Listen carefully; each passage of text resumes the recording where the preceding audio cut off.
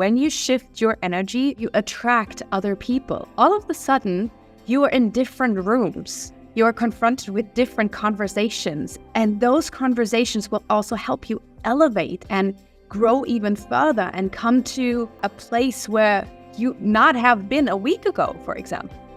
And all of a sudden, you find yourself with those powerful people. You think like, oh my God, I don't belong here. But you do. Yeah. You do, because you've done the work. You have raised your vibration to that level. Welcome to Elevate with Marissa. Unleash your inner magic and transform your life. Join me on a journey of inspiration, empowerment, and reconnecting you back to your true self. Discover your infinite potential and power to create and live the life of your dreams. Enjoy the show and elevate your mind, body, and soul to a higher level. And today I'm so excited to be joined by Bea-Marie. Bea-Marie is an acclaimed coach and speaker dedicated to empowering individuals, especially women, to unlock their full potential and embrace transformation. With a rich background as a certified infinite possibility trainer, Usui Reiki Master, and a Mindvalley Certified Business Coach, she brings a holistic approach to personal growth, blending science and mysticism through her innovative RiverFlow Method. Bea-Marie's mission is to inspire resilience, self-discovery, and a life of boundless energy and success. Get ready to be inspired by her journey, insights, and strategies for living your most extraordinary life.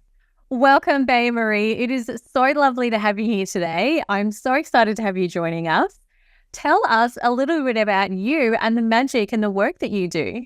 Thank you so much for having me, Marissa. So, yes, like Marissa said, my name is Bea-Marie Aning. I'm a holistic success guide, a transformational mentor, an energy healer. I'm a best-selling author. I'm a mother of 2. I'm a dog mom. I help people elevate from wherever they are to superpower themselves. I love the term superpowers. You know, I love Marvel movies. So when I watched them when I was 14, and I thought, I can do that. I want to do this. And then everybody was like, yeah, but you cannot fly, and you cannot do this, or you cannot do that. And I was like, why can't I? So from 14 on, I did not jump off a roof or anything like that. I was very realistic that, you know, without any further practice, like levitation or so, I should not try to jump off a roof. So since then, I'm fascinated with superpowers. And I use the term because it is still not in the minds of people that we are actually capable of all of that. When I say superpowers, it's actually your natural gift. It's actually what is in your cells that you are capable of doing in this world. Yeah. Yes, it might sound completely insane to say you can levitate, or you can hover above the ground. Without practice, without support or anything, of course that's not possible. You know, if you're just like, okay, I'm going to levitate now, who's going to do that? So I also have a podcast called 52 Weeks of Flow, where we dive into flow, peak performance, and supernatural abilities. Because this is what flow is. Flow is the current of life. Flow is the current of energy. Flow is what you make of it, and with ease and grace. So diving into your superpowers, diving into your God-given gifts is part of your flow. And anything else is blocking you. If you are not diving into who you truly are, if you believe in all the chitty chatter that your mind is doing and all the chitty chatter that society is telling us, that is blocks. Those are like limitations that hinder you from becoming the supernatural being that you already are. If you have watched the movie Hancock with Will Smith and Charlize Theron, Will Smith has superpowers, but he doesn't know what to do with it. He doesn't want them. Yeah. And all of a sudden, he meets Charlize Theron, and it's like, oh, it makes so much sense. You know, and maybe you're running around, you go around the corner, and you just know that there's a red car. That's not a coincidence. That is your intuition. That is your superpower. That's your clairvoyance telling you that you have something special. I'm not saying that you're the only one that has that. No, we are all special in our own ways. So in my reality, I thought for a long time that normal means growing up with a father and a mother and, having a happy childhood, actually envying my friends who had so much drama and trouble in their life. Their parents getting divorced, they're being emotionally abused, something like that. And I always thought, God, my life is so boring. I'm so normal. Yeah. But that is not normal. I realized, the divorce rate in Germany is like 40 to 50%. It's like the percentage of you being in a healthy childhood is not that big. No, it's not. Yeah, with the work that I do, it's like a lot of people come from homes that I guess what is normal, that's normal to them. But a lot of people grow up in environments where it's dysfunctional. And I think dysfunctional is the normal, I guess, it's just varying degrees. This is so hard for me to believe, but maybe in some reality it is. And I'm on a mission to elevate humanity. I'm on a mission to make a pathway for the souls that are coming to this planet to have an actual amazing experience. And that is by helping, especially women, to step into their power, to step into their truth and really own that. And I help couples to come together. I'm not a couples therapist or anything like that, but what I help them is to communicate better, to understand the difference in female and male communication, to understand the difference between male and female energy and what it does when those energies are in harmony.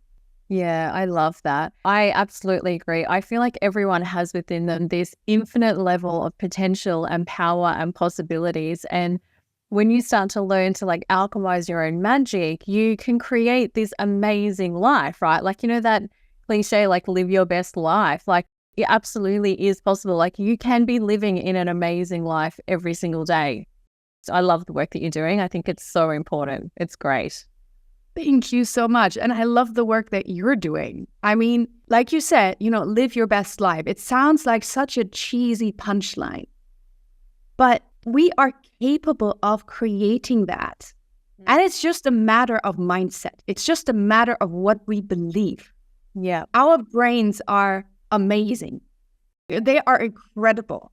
Yeah. But the problem with our brains is they live in the past.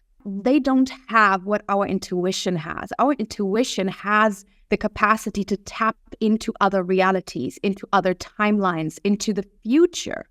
But our brain is set in this here and now. And as I say that, this is already in the past. So our brain is programmed to only take experiences from the past. So when you encounter something and your brain gives you a solution, it is the conclusion of past events, basically. And also past versions of you. So when you have evolved, when you have expanded, when you have grown, your brain is still a year in the past and telling you, "Ooh, no, you're not capable of that." And then all of a sudden you hear this little tiny voice saying, why not? And then the brain's like, well, we have evidence. We have this and this and this and this and this and those past events, and this is why it's not working.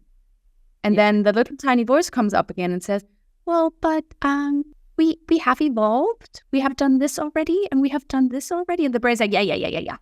Yes, so true. It's like when there's that disconnect there between the conscious and subconscious mind, consciously, you want more, you want to be living a different life, but subconsciously it's like, hang on, there's all of these past beliefs, this programming, these things that are hanging around underneath the surface. And that's kind of, what stops you from moving forward. Yes. And I love that you bring that up, because underneath the surface, we always talk about the iceberg module, where the tip of the iceberg, you can see it, but underneath is this huge iceberg mountain area. I don't know what. Yeah. And when we say subconscious, most of the people are not aware of that. It's subconscious. It's not for us to see. For example, we get in the car and we set the intention, or we say we're going to work now. Yeah. And then all of a sudden we are in the parking lot and we're like, how the heck did we get here? Yeah. This is subconscious programming. We don't have to think about it anymore. Absolutely. And this is also where our blind spots are, things that we don't want to see, that we have buried, or things that we are not capable of seeing because we haven't put light in it yet.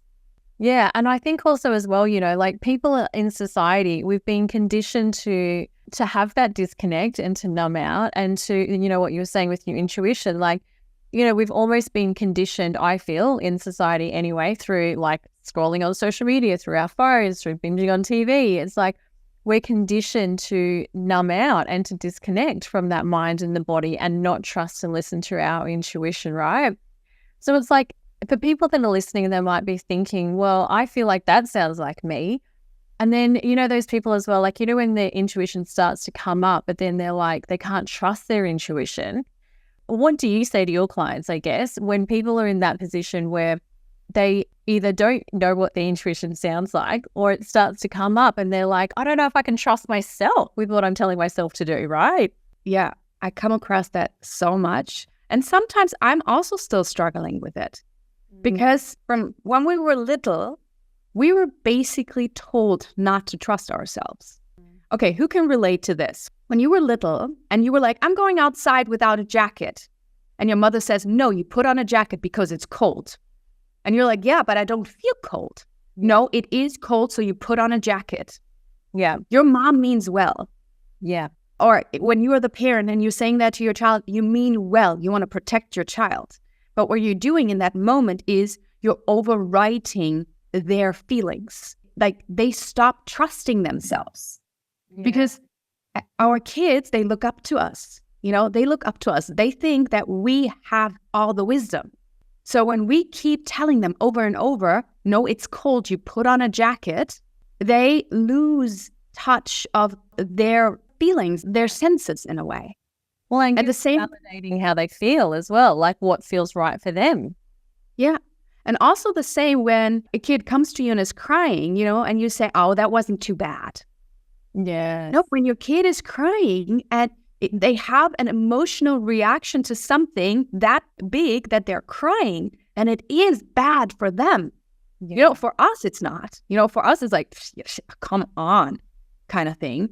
But like you said, we need to validate their feelings, even though we don't think it's appropriate, or we don't think that it's good, or we don't think it's safe, or whatever. Validating their feelings and telling them that what they are feeling, what they are thinking is correct in their way. This is how we help them stay with their inner voice. Yes. So relearning that as an adult is actually pretty hard. Because you have been taught to mistrust yourself. Even when we say, go to the doctor, when a woman is pregnant or when a woman gives birth, we are told that the doctors know better than we do. We're told that the doctors know our bodies better than we do. Yeah. So that's why there is so much fog around birth and around pregnancy. Yeah. Because we are so incredible. We are incredible beings. Like we are the only creation that can bring a soul into material form, into a solid form. Yeah, it's amazing, right? It's such an amazing process.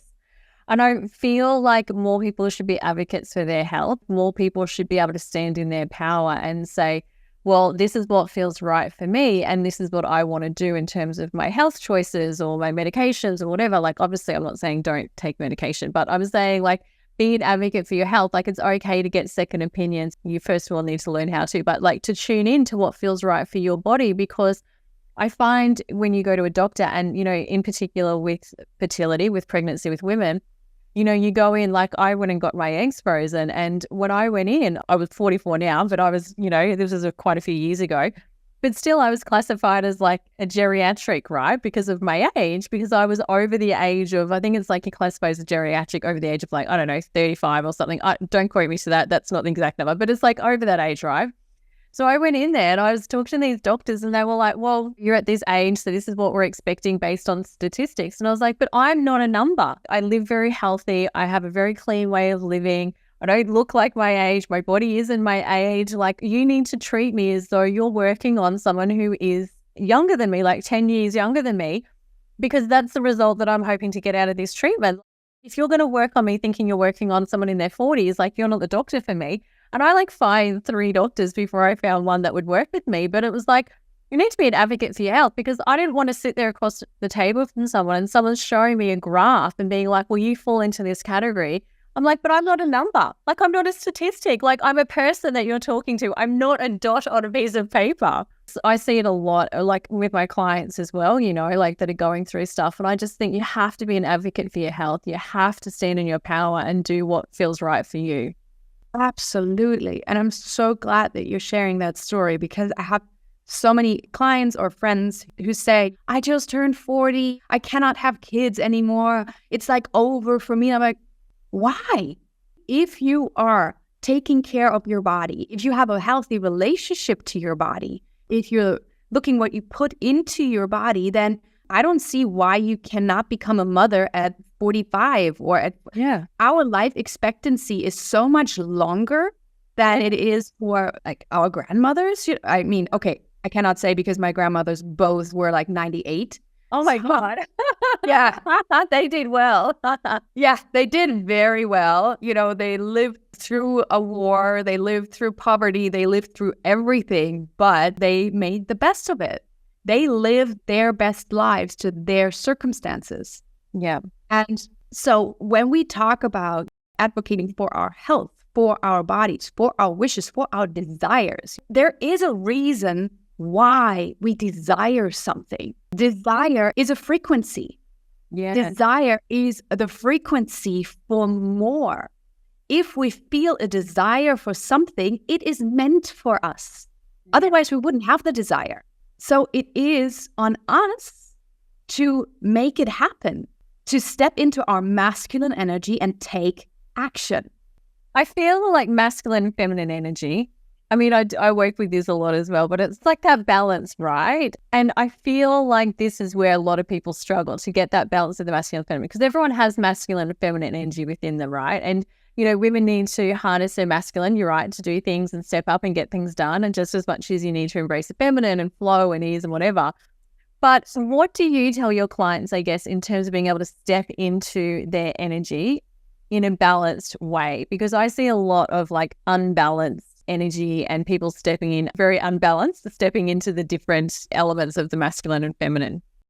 So first of all, I do an assessment basically with them to see where they are. There are actually 4 types. You have the divine feminine, you have the divine masculine, and you have the toxic feminine and the toxic masculine.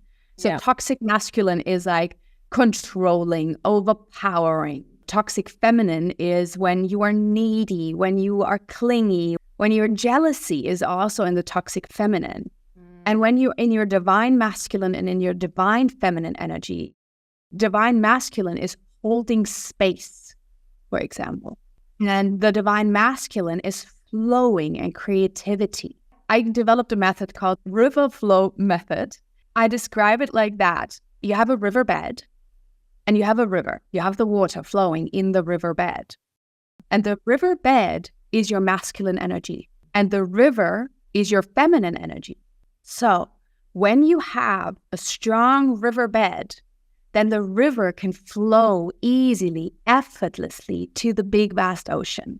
But if you have a too strong riverbed, it's going to suffocate the river at some point. It's going to make it really small, and the river will run really, really fast, and it will be really, really stressful in that phase. But you can also have a really weak riverbed, and then the water will go everywhere. Yeah. And also, you know, seek into the ground and go nowhere.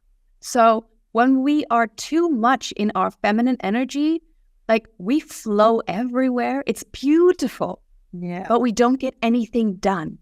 I always say it's a harmony, because sometimes you're more in your masculine, sometimes you're more in your feminine, sometimes they're really in balance.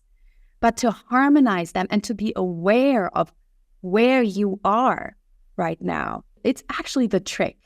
So true. And I think it is one of those things where I guess, like for myself, I can't talk for everybody, but I feel like I need to like monitor my energy, because you know it's like when you work for yourself, right? I do get very much caught up in the doing and the doing and the doing, and I have to remember to like pause, let that flow back in. I think, well, that comes from a little bit from burnout as well. But yeah, it's definitely that ongoing balance, right? I think having those daily rituals help me to stay more in balanced flow. But yeah, it's like a work in progress. And that is the masculine energy, creating habits, creating schedules.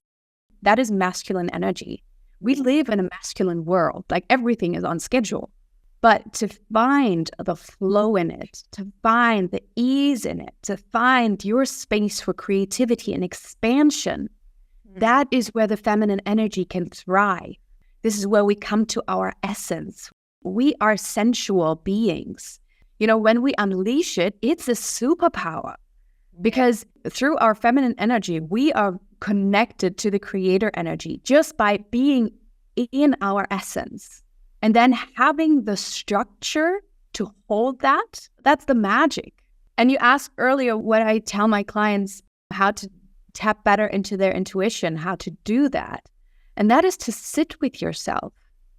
And I know this is really hard because we are bombarded with outside influences. And then you need to listen to that podcast. And then you need to do this. And then you need to listen to this seminar. And then you need to do this workshop. And even when we are doing gardening or when we are doing housework, we put on our AirPods or our headphones and listen to something instead of just being with ourselves. And when we are with ourselves, that takes practice. Sometimes that doesn't work the first time. Sometimes you sit there and your thoughts are just occupying your brain. It's like, oh, this is not working. This is bullshit. I'm wasting so much time right here. Yeah, I get that a lot with my clients when they start meditating and they're like, you know, these thoughts are in my head and it's so hard and I get frustrated. Even I meditate every day and there's still some days where I sit down, I'm like, this is really challenging today. It's not going to be a perfect result every day, but sometimes just doing it and just showing up for yourself is more important than the actual results that you're getting from whatever you're doing. Like it's just honoring yourself and allowing yourself that time to just sit in with it. Doesn't need to be perfect. You're going to have days where some days are easier than others, but just show up for yourself every day. Exactly. And that's why when people say, oh, I don't like meditation or I've tried it and it never works, I always say, okay, then have a date with yourself. I love that. Yes. You know, go on a date with yourself. Sit with yourself. You know, touch yourself. Feel your skin. How does my skin feel today? This is something that they can grasp, that this is something tangible. You know, it's like, okay, how does my skin feel? And then we go deeper and say, okay, how do I feel inside? Like, where do I have like a little bit of not stuck energy? That's like a step further, but where do I feel tense? You know, or am I hungry? Or, you know, what does my lung feel like when I breathe in? You know, go with the physical functions and really examine your body first. Get to know yourself. Everything is a relationship. You have a relationship with yourself. You have to love yourself first. When you go on a date with yourself, I'm not saying make love to yourself on the first date, but what I'm saying is fall in love with yourself. Mm-hmm.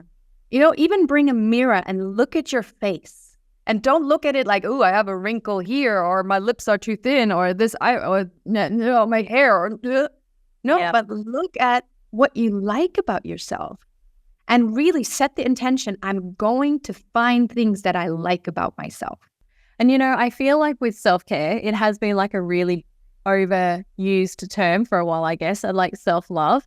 But I guess for me, one key element that I always saw missing was when people were talking or like, you know, on social media or like self-love time or self-care time or whatever, right? It was like they didn't talk about what it actually brings you. And it's like, if you're increasing your self-love and your self-value, your self-worth is increasing your vibration level and your energetic frequency. So it's putting you in a different place in your life. So you're in an alignment to a different level than what you were before because you're elevating yourself and you're going through an evolution within yourself and you attract what you're aligned to, right? So as you start to increase your self-love, your self-worth, your self-respect, your self-value, all of a sudden, other things start to shift into place, like your boundaries become stronger, you have better standards, you have better expectations of yourself and of other people. And then you start to align and call in people of a different frequency and a different energetic match to where you currently are rather than where you were. So I feel like that is such a big, important part about self-love and self-care. It's like you're not just doing it to like, obviously you want to feel good, right? But you're doing it literally to transform and change your life. Like the profound benefits and effects of that is huge. It's astronomical. I love that. I love that topic. I love frequencies. When I dove into frequencies first, I thought, yes, whatever, let's try this. Let's give it a try. And like you say, the effects are profound. When you shift your energy through self-care, for example, there are so many ways how to shift your energy or how to elevate your energy and your frequency.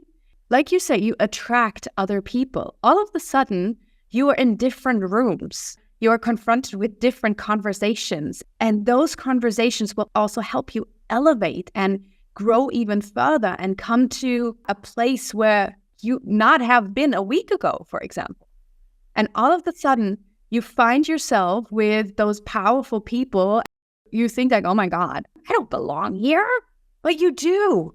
Yeah. You do, because you've done the work. You have raised your vibration to that level. I have to bring this up because we're talking about vibration. Money, always an energy. Yes, money is a vibration. And when we think, oh, I don't have money, money frequency is here. And when we think, I don't have money, my bank account, then our vibration is here. Yeah, it's like a lack and scarcity mindset. It's like, how can you live an abundant life with a scarcity mindset? Yeah. So what we need to do is we need to level our vibration to meet the vibration of money so it can come in. It's like, here we are again with a river and a dam. Money is up here, pushing against the dam that you built, and you're down here saying, why is no water coming? Yeah. So what we need to do is you have to bring the water up to the same level so that then the boat can flow easily onto the water again and continue its journey. And this is what we need to do with everything that we want. Yeah. Everything that we want is up there. And it's not up there out of reach. No, we just have to pull the handle to level up the water to the same level. Yeah. So when we're talking about money, money is a frequency. Money is a female energy. And female energy is all about receiving. So we are made to receive. We are made to receive a baby. We're made to receive a man. We are made to attract.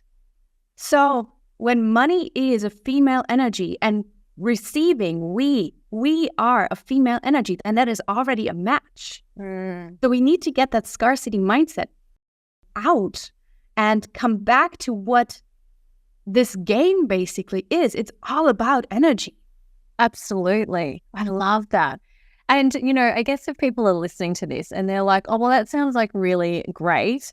But how do I actually change my energy, my frequency? Like, for example, with money, it's like, well, how do I actually get from where I am to where I want to go? Because it's like these people might be listening and go, well, my bank account is telling me a very sad story right now. And, I want to get to this point here, but how do I actually do it? Like, obviously, like changing your frequency, but like, what is like the practical skills and how do you actually do it? I love this question. So first of all, we have to talk about our brain again, because in our brain, there are neural pathways, and those neural pathways, we fire energy through that. And the more we use a neural pathway, the more subconscious it gets. So when all of your life you have listened to, I don't have money, or my bank account is like really bad right now, or I don't look at my bank account, or I don't do my taxes because I don't want to look at it, that pathway is really, really strong. So what we need to do is we need to create a new neural pathway, and we need to fire on that one so that the old one basically gets eliminated, because that's what the brain does. When we don't use pathways, it just, because of productivity reasons, our brain just, throws it in the trash. So what I tell my clients to do, like really actionable, tangible steps, if you have a dog, or if you have chickens, or if you have, some kind of animal, name it money. And call that chicken or call that dog or call it every day. It's like an anchor. Money, come here. Money, come here. Money, come here. It becomes so natural. Yeah. And what it does is it is actually calling money in. The second thing that I say is take your bank account on a date. I love that. I love all of these like little date things. I feel like I want to go out on a date now. Yeah, because we have that thing, ooh, I need to check my bank account, ooh, kind of thing, with this little bit of fear, maybe a little bit of that. How would you feel if your partner said, ooh, I don't know if I want to go on a date with you. Ooh, no, that doesn't really feel good. I don't actually want to look at you right now. When everything is a relationship, then we also have a relationship with money. And if we're not a good partner, then why would money stay with us? Make yourself feel good, get dressed up, light candles, whatever you feel good about, and then either go to the bank and pull out your bank statements or go on your laptop and do online banking, whatever you do. But bring yourself in this really, I'm loving myself right now, and I'm really excited to go on that date frequency. And then go in there. Maybe you don't like the numbers, but not every conversation that you have with your actual date will be, fireworks. Sometimes there's also contradictory things that your opponent says, and then you're like, okay, let's talk about that. When you look at your bank account and you're like, oh, minus 100, oh, that doesn't look good. Appreciate it. Appreciate that you actually are able to go in debt. Give yourself grace. There are other times. Don't scold yourself for like, oh, I'm in debt again. Oh, this is all bad. This is not. No, it's like, oh, okay, this is where we are right now. Yeah. Okay, let's work this out. Let's see how we can find a way to get into plus again. And there's real power as well about not being an emu with the head in the sand. There's like a real power like facing things and shining light onto the dark side. So if you have gone through a moment where you may be in a bit of a money fumble, right? And you're not having a great time with it all, and you're starting to like want to fall in love with money and change your relationship with it. First of all, you have to face it. You have to admit that there is an issue. You have to get clarity on what exactly is going on, shine the light on the dark, take away all of the skeletons in the closet, face it, and then you're empowered to actually be able to make changes moving forward. Because once you can take your power back and stop living in fear, then you're able to step in your power within yourself to actually start making changes. Absolutely. And one big thing that I changed that made a big shift for me. I don't know how it is in the rest of the world, but in Germany, most of the things happen online. So when you get a letter in the mail, it's probably either from the government or it's a bill. So every time I went to my mailbox and I saw letters, I cringed. I was like, oh no, kind of thing. Yeah. What I did there was I also, prepared myself. And I'm like, all right, let's receive the love letters. Let them come. Because if I wouldn't get bills, I wouldn't create. It's like you can build a website, but you have to pay for it. Yeah, you pay for it. Everything is an exchange. So when I receive a bill, I'm like, yes, because I created something. And even if it's a medical bill, I have created change for my health. Yeah. When we step into this creator zone, into this creator energy, everything comes back to you. When you receive a bill, when you receive an invoice with grace and gratitude, it makes such a big difference. And in your brain, new neural pathways are formed. The more you practice grace and the more you practice gratitude around stuff that you don't like or have not liked in the past, it will shift and change, and it will bring you to a different frequency. Oh, I love that. So good. Well, I'd love to ask everybody a little signature question. So I want to ask you, what are your 3 tips and strategies to help people that are listening to elevate, transform, make change easy, and live their best life? First of all, sit with yourself. Really get to know yourself. What do you want? What are you here for? What do you desire? And then also look at the stuff that you don't like. Look at the shadow. Open the closets and really look at what you actually don't want to see. I'm not saying that you have to dig in it and go back into the trauma or whatever. I'm not saying that, but I'm saying see it, sit with it, and then release it with love. Because this is the ultimate way of releasing. When you hear so many times, ooh, you have to let that go. You have to let that pass. Release that. Yeah, but you cannot release it if you have not looked at it. So if you don't sit with it, with yourself and it, there will always be that weight, that unconscious block that you don't know what to do with. So taking it and looking at it is like the second step. So sit with yourself, figure out what you want, figure out what you desire. Second is find the stuff that feels icky. Find the stuff in yourself that you don't like about yourself. And the best way to find that is to have other people as mirrors. Every person that you meet is a mirror. If you don't like anything about a certain person, that is probably something that you also don't like about yourself.